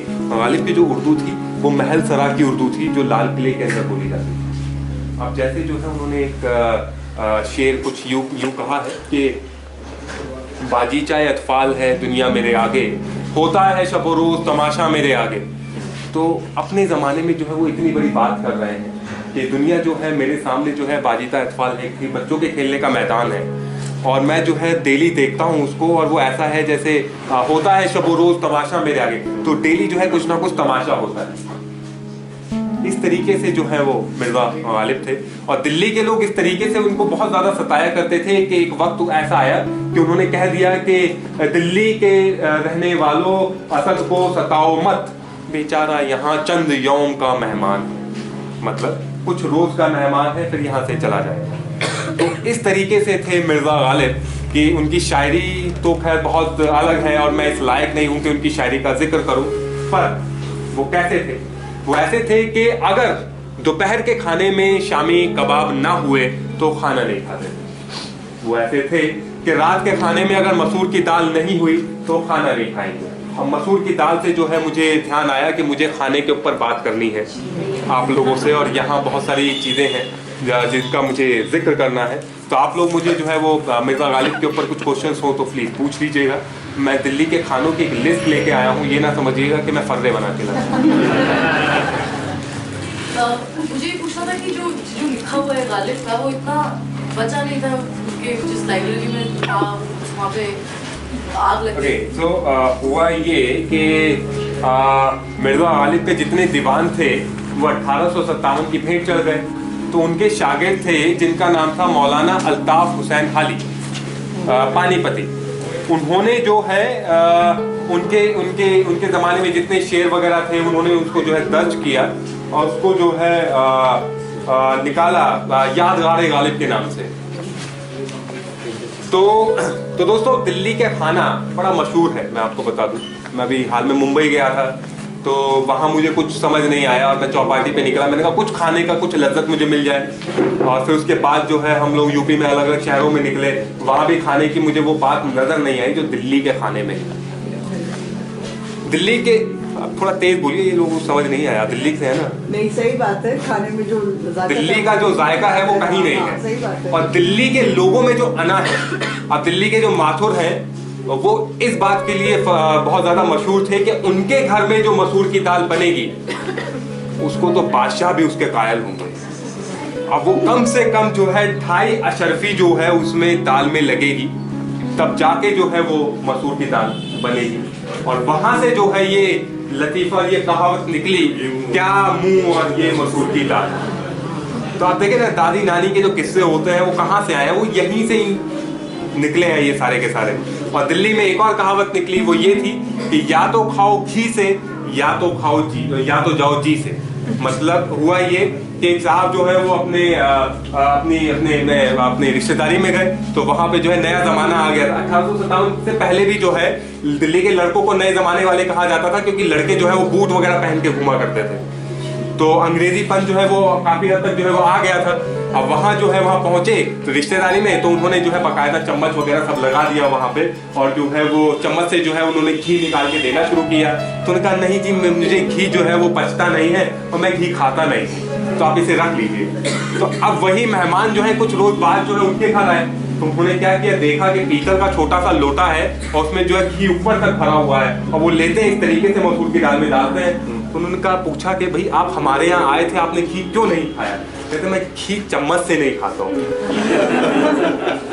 अब हुआ ये कि दिल्ली के जो खानसामे थे वो बड़े मशहूर थे। मतलब नवाब आसिफुद्दौला जो है उन्होंने दिल्ली के खानसामे को जो है बुलाया, और वो साहब जो है वो मसूर की दाल बहुत अच्छी बनाते थे। तो बाकायदा अपनी शर्त वगैरह वो हुई कि भैया इतना पैसा दिया जाएगा। और खानसामा जो था उसका कहना ये था कि नवाब साहब, मैं एक शर्त पे काम करूंगा कि जब भी आपका दिल चाहे कि आप दाल खाना चाहते हैं तो आप मुझे कम से कम 2 रोज पहले बताएंगे, और जब मैं कहूँ तो आपको फौरन आके नोश फरमाना होगा। तो ऐसा ही हुआ। नवाब साहब जो है वो उस बात पे जो है वो रेडी हो गए। और एक रोज जब उनका दाल खाने का जी चाहा तो नवाब साहब के लिए दाल बनवाई गई, और जब उनको बुलवाया गया तो वो नहीं आए। अब बेचारा खानसामा जो है फिर इंतजार करे, फिर खबर भेजे, वो नहीं आए। जब बहुत देर हो गई तो उन्होंने गुस्से में जो है हांडी ली और एक सूखे तने पर जो है, एक सूखी शाख पर जो है फेंक के मार दी, और वहां से दिल्ली चले आए। कुछ रोज बाद जो है वो जो सूखी शाख थी वो फिर से जो है वो हरियाली जो है उसमें पनपने लगी। तो नवाब साहब को बहुत ज्यादा इसका रंज हुआ। अब दिल्ली वाले 1857 के से थोड़ा सा पहले जो है दिल्ली का एक मुगल शहजादा जो है वाजिद अली शाह का मेहमान हुआ। तो वाजिद अली शाह जो है वो बड़े थोड़े से मस्खरे किस्म के थे माशाल्लाह, और जो मेहमान आते थे तो बहुत अच्छी तरीके से जो है उनकी टांग खींचा करते थे। तो वहाँ पहुँचने के बाद जो है वाजिद अली शाह ने जो है दस्तरखान लगवाया, और वहाँ पे जो है एक कोरमा था। तो दिल्ली का जो शहजादा था उसे लगा कि ये कोरमा जो है ये मुरब्बा है, इस तरीके से जो है उसको सजाया गया था। तो उसने जो है उसी तरीके से जो है थोड़ा सा लिया, और जैसे ही उसको खाया तो उसको बड़ा मतलब नमकीन लगा। तो बाद में उसे पता चला कि ये कोरमा, जो मीट की एक डिश जो कोरमा होती है।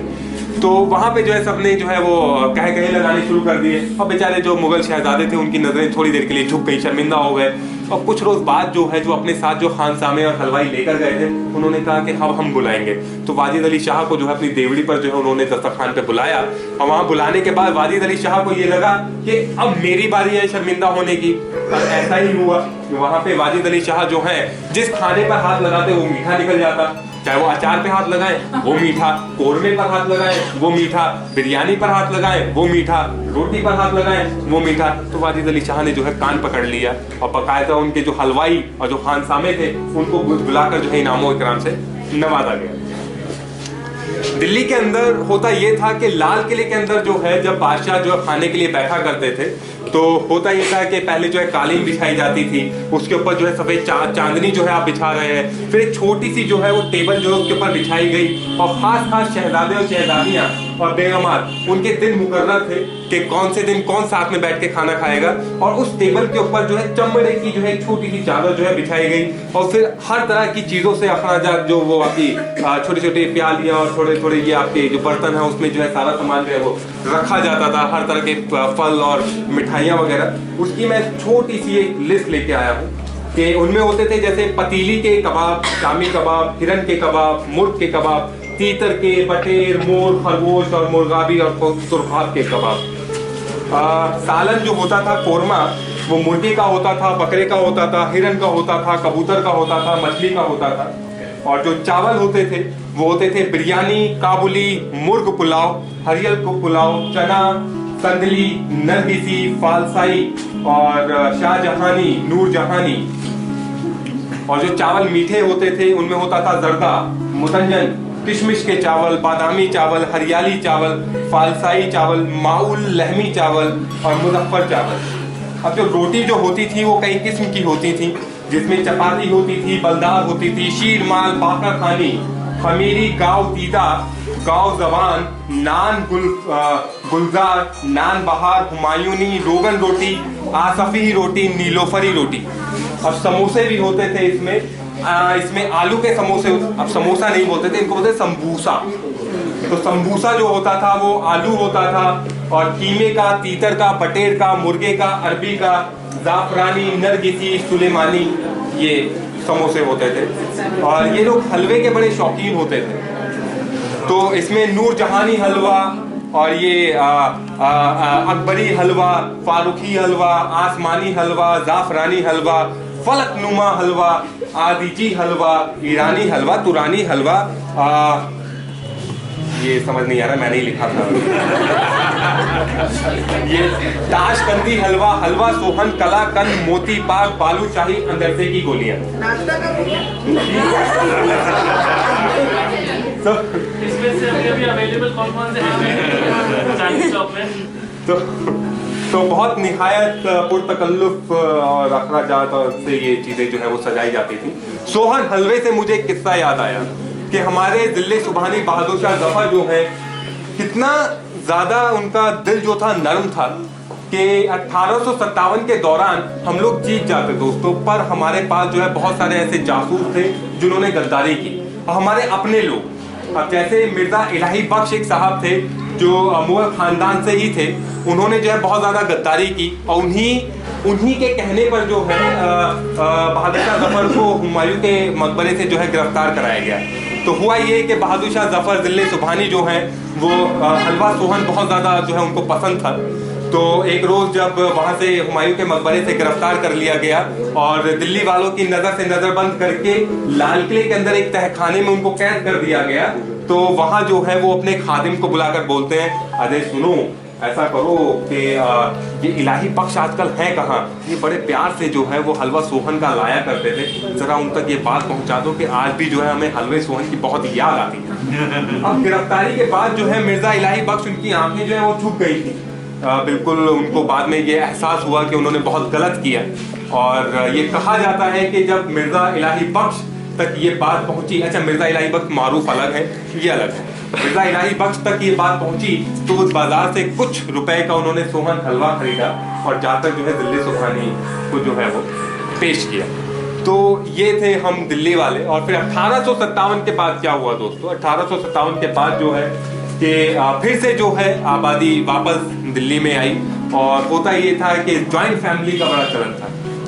चाचा रह रहे हैं, मामा रह रहे हैं, सारे मतलब मामा नहीं मतलब चाचा, ताऊ, अपने चाचियाँ और भाभियाँ सारे के सारे एक हवेली में जो है रह रहे हैं। एक हेड ऑफ द फैमिली है, दादाजी हैं और दादी जी हैं। तो होता ये था कि गली में कोई भी आएगा ठेले वाला तो वहाँ से जो है वो वापस नहीं जाएगा, उसको बिठा लिया जाएगा। होता ये था कि अपने सर पर जो है टोकरी में समोसे लेके आते थे लोग, बेर लेकर आते थे, तो बाहर बैठे हुए हैं और उनको जो है बुलवा लिया गया, अंदर खा रहे हैं। तो यहीं से जो है ये चलन आया कि सुबह का नाश्ता जो है बहू रानी जो है नहीं बनाई।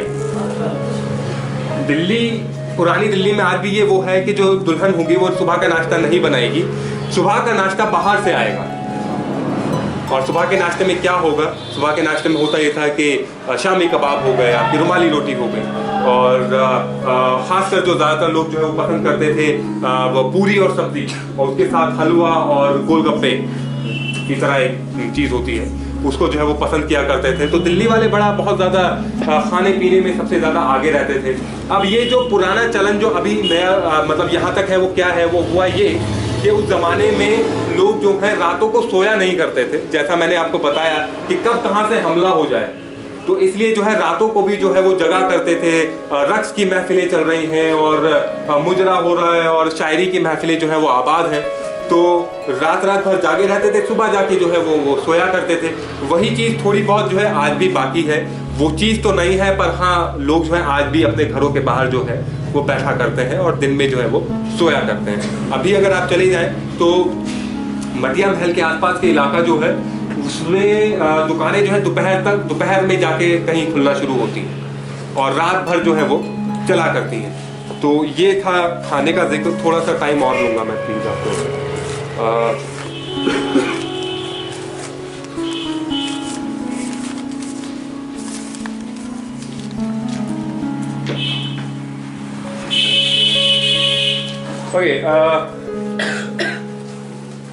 बहादुर शाह जफर, क्योंकि अभी खाने का जिक्र हुआ, तो बहादुर शाह जफर जो है उन्होंने अपने जिंदगी के जो आखिरी साल थे वो हमेशा जो है वो शोरबा पीकर जो है वो गुजारे। बहुत कम लोग जो है जानते हैं, क्योंकि जब भी बहादुर शाह जफर का जिक्र आता है तो हम लोग जो है 2 गज ज़मीन से आगे नहीं बढ़ते, और ये सही भी बात है। हम क्यों बढ़े, हम क्यों जानना चाहें उस बादशाह के बारे में जिसने जो है तलवार छोड़ दी और यहाँ से जो है रंगून चला गया। बहादुर शाह जफर जो है उनके कई बेटे थे, उनमें जो है एक बेटा जो था उनका, उसका नाम था मिर्जा कैमूस बहादुर। 1849 का साल था और सारे शहजादों को जो है वो बादशाह बनने का जो है वो शौक था। सो होता ये था दोस्तों कि आप अगर शिकार पे अगर आज भी अगर आपका कोई दोस्त है, कोई खानदानी बहुत बड़े खानदान से, और आप शिकार पर जा रहे हैं, और अब तो शेर के शिकार नहीं होते, कई साल पहले बंद हो गए, तो अगर शेर के शिकार पर जा रहे हैं तो होता ये था कि शेर का शिकार किया जरूर, पर उसके जो मूंछों के जो बाल होंगे उसको फौरन जला दिया जाएगा। और तेज पूछिए क्यों? होता ये था कि मूंछों का बाल पहले जो है किसी को जायदाद के लिए और दुश्मनी के लिए ऐसे मारा जाता था कि भैया शिकार पर ले गए, शिकार पर ले जाने के बाद शेर को मारा, और वहां जो है रात में जो है वहां हिरन को मारने के बाद जो है वो खाया जा रहा है, और रात में जब पान बनाया गया तो उसमें जो है शेर की मूंछ का बाल जो है वो रख दिया गया और उसको खिला दिया गया। और शेर की मूंछ का बाल जब अंदर जाएगा तो वो अंदर जो है वो पूरा काट डालेगा। शेर की जो मूंछ का जो बाल होता है वो अंदर जो है पूरी तरीके से जो है वो कोहराम मचा देता है, कत्लेआम मचा देता है पूरी बॉडी के अंदर, और इंस्टेंटली आपकी डेथ हो जाती है। इसी तरीके से 1849 में मिर्जा कैमूस बहादुर ने जो है, जब ये उसको ख्वाहिश हुई कि वो भी बादशाह बनना चाहते हैं, तो उन्होंने जो है एक महफिल जो है वो सजवाई, और उस महफिल में जो है एक बहुत बेहद नफीस बीड़े के अंदर जो है उन्होंने शेर की मूंछ का बाल रखा, और जैसे ही वो महफिल बहुत उरूज पर पहुंची, जिले सुबहानी के सामने आए और जो है उन्होंने जिले सुबहानी को जो है वो पान जो है पेश किया। उनके पीछे खड़ी हुई जो मोरछल बरदारनी थी, जो उसको जो है वो मक्खियों को उड़ा रही थी, उसने इशारा भी किया कि इस तरीके से आप पान ना खाएं, पर बहादुर शाह जफर जो है पूरी तरीके से मदहोश हो गए थे उस रक्स को देखकर। उन्होंने फौरन वो बीड़ा उठाया, और बीड़ा उठाने के बाद जो है वो खा लिया। वो तो खा लिया, और खाने के बाद क्या हुआ? खाने के बाद हुआ ये कि बहादुर शाह जफर को जो है वो खून की उल्टियां होनी शुरू हुई, और इतनी ज्यादा हुई कि पूरा जो शहर था वो खून से भर गया। मिर्जा कैमूस बहादुर जो है वो फौरन वहां से भाग खड़े हुए, और जितने वो हकीम वगैरह जब आए, हकीमों ने जो है जब वो ट्रीटमेंट शुरू किया गया, जब खून की उल्टियां ज्यादा कराई गई तो देखा तो उसमें वो शेर की मूंछ के बाद जो है टूटे टूटे टुकड़े थे जो बाहर निकल आए थे। उसके बाद छानबीन होनी शुरू हुई, और जब पता लगा कि मिर्जा कैमूस बहादुर ने जो है ये हिमाकत की है, तो मिर्जा कैमूस बहादुर को बुलाया गया, और ऐसे ही एक रक्स की महफिल रखवाई गई, और शरबत में जो है जहर मिलवाया गया। और जैसे ही मिर्जा कैमूस बहादुर आए तो जिले सुबहानी ने उनको बुलाया, तो आदाब बजा लाने वाली जो जगह होती है एकदम पास, वहां के उन्होंने आदाब बजाया, और इस तरीके से जब वो खड़े हो गए तो बहादुर शाह जफर ने उनसे फरमाया कि बेटा मैं तुमसे बहुत ज्यादा खुश हूँ, और मैं चाहता हूँ कि तुम ये शरबत जो है वो पी लो। और बहादुर शाह जफर जो है उन्होंने ये बोल भी दिया कि इस शरबत में जहर मिला हुआ है, तो वो थोड़ा सा हिचका वो शहजादा, उसने अपने पैर थोड़े से पीछे बढ़ाए, तो बहादुर शाह जफर जो है अपने एकदम से बाबर के लहजे में जो है उन्होंने गरजे और कहा कि ए मुजी, अब क्या हमारे खिलाफ जो है हिमाकत करने का ये भी तुमने बना लिया है कि अब तुम जो है वो हुक्म की उदूली भी करोगे। तो फौरन जो है शहजादा वापस आया, उसने 7 बार जो है सलाम किया, फौरन गिलास उठाया और गटक कर जो है वो पिए और कुछ ही देर में जो है वो यहाँ से उठकर ऊपर चला गया। बाकी शहजादे भी जो है वो डर गए। उसके बाद जो है जब भी शेर का शिकार किया जाता था तो उसकी मूंछों के बालों को जला दिया जाता था। और बाद में भी 70s तक हिंदुस्तान में शेर के जो मूंछों के बालों से बहुत सारे लोगों का कत्ल हुआ, पर अब तक पता नहीं चला ये कत्ल हुआ तो हुआ कैसे। तो ये शेर के मूंछों के बालों से जरा दूर रहे आप लोग। मैं एक किस्सा और मैं आप लोगों को सुनाऊंगा, उसके बाद शेर कौन सा वाला, टाइगर की लाइन? शेर जो ये लाइन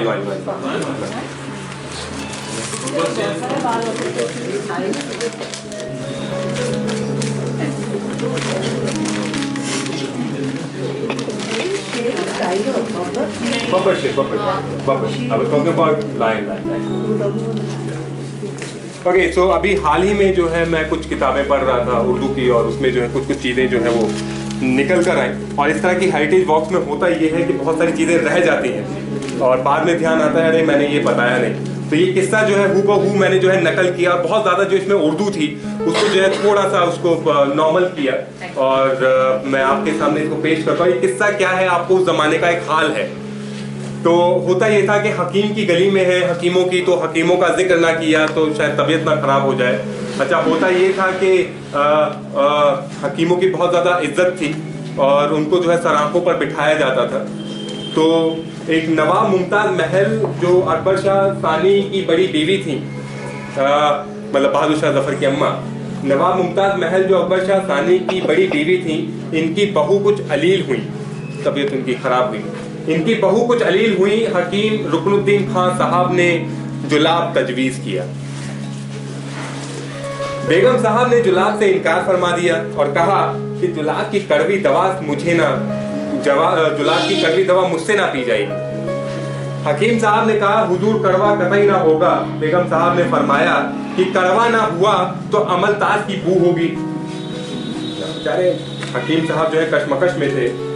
हकीम साहब ने कहा कि नहीं, अमलताज की बू भी ना होगी। बेगम साहब ने फरमाया कि फिर गाढ़ा जरूर होगा। हकीम साहब ने अर्ज किया जी नहीं, बिल्कुल रकीक और मुख्तर होगा और हर तरह की लताफत व खुशबू से मयसर होगा जिससे आपकी तबीयत को फरहत होगी, मगर असर अमलताज का ही होगा। अगर आप नोश फरमाएं तो मैं खुद बनाकर लाया करूं। बेगम साहब ने मंजूर किया, चुनांचे हकीम साहब ने 5 जुलाब दिए।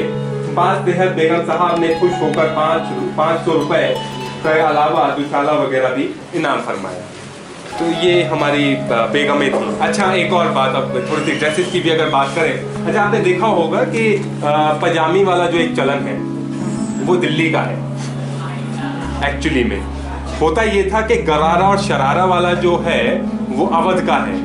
तो लखनऊ और दिल्ली में ईंट और घड़े का जो बैर जो रहा है, लखनऊ वाले जो है मतलब इतना ज्यादा मतलब वो थे कि दिल्ली वालों को कहाँ कहाँ उन्होंने नीचा दिखाया। मैं क्या बताऊं कि उन्होंने जो है जो दिल्ली की जो बेगमें जो पजामियाँ पहना करती थी और यहाँ तक की कुर्ती जो है वो डाला करती थी, तो वहाँ जो उनकी खादिमाएं होती थी उन्होंने उनको जो है वो घुट्टन पहनाना, मतलब बड़े बुजुर्ग उसको घुट्टन बोला करते हैं, तो उसको उनको जो है पजामी पहनाना जो है वो शुरू कर दिया। तो दिल्ली की जो बेगमें थी फिर बाद में उन्होंने जो है वो गरारा शरारा पहनना और बड़े पजामे जो है पहनना शुरू किया।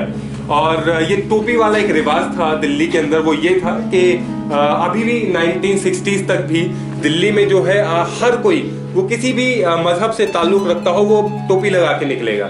अगर उसके सर पे टोपी नहीं है तो उसको बड़ा खराब समझा जाता था। ये दिल्ली वालों का एक उसूल था। दूसरा ये कि एक शाही वफात, मतलब जो मतलब अगर बादशाह की अगर डेथ होती थी तो उसको खुले तौर पर इजहार नहीं किया जाता था। उसका रीजन ये था कि सिर्फ ये कहा जाता था कि कुप्पा लुढ़क गया है। सब हो गया, घर में डेथ हो गई, आप यार कुप्पा लुढ़क गया है, थोड़ा अजीब सा लगता है। तो अगर बहादुर शाह जफर उनके फादर की डेथ हुई तो बहादुर शाह जफर से मतलब जब वो वली अहद थे, शहजादे थे, तो उनसे जाके बोल रहे हैं कि साहिब आलम कुप्पा लुढ़क गया है। मतलब मैं एक तरफ हम हो तो हंस हंस के पागल हो जाए उस पर, यह क्या हुआ।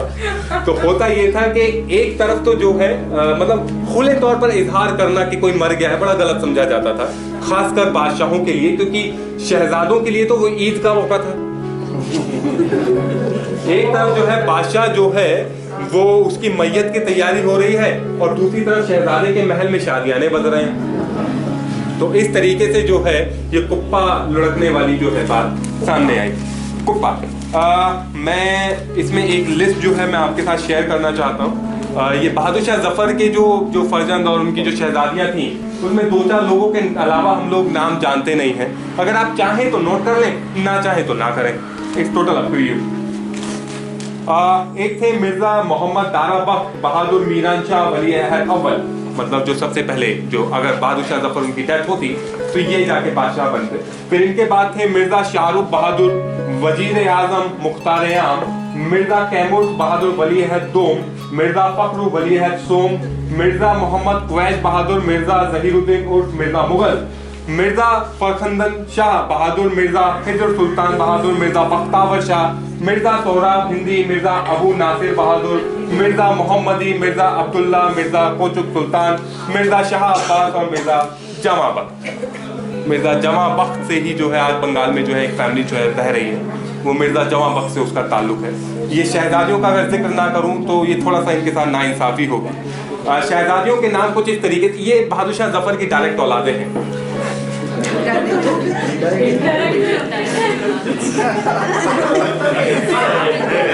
बहुत सारे होते थे उनके नाम में।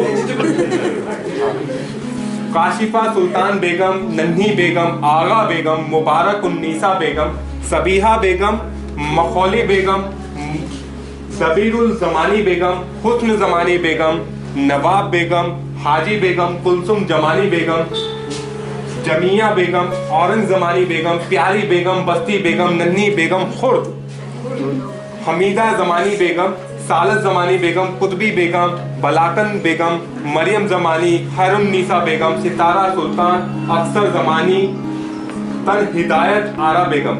मतलब मैं अपनी बेटी का नाम तन हिदायत तो बिल्कुल ना रखूंगा। मतलब मैं उसको तन हिदायत यहाँ आओ, इतना बड़ा खुद में एक शायरी है ये। तन हिदायत आरा बेगम, खातून जमानी बेगम। ये टोटल कितने हैं ये बता। टोटल पता नहीं, मैंने गिने नहीं। बहादुर शाह जफर की कई वाइफ थी और शाहों की जो वाइफ होती है उनका जिक्र नहीं किया जाता, बहुत सारी होती हैं। तो ये बहादुर शाह जफर थे और बहुत सारी बातें जो रह गई हैं वो हम लोग फतेहपुर मस्जिद में जो है वो करेंगे।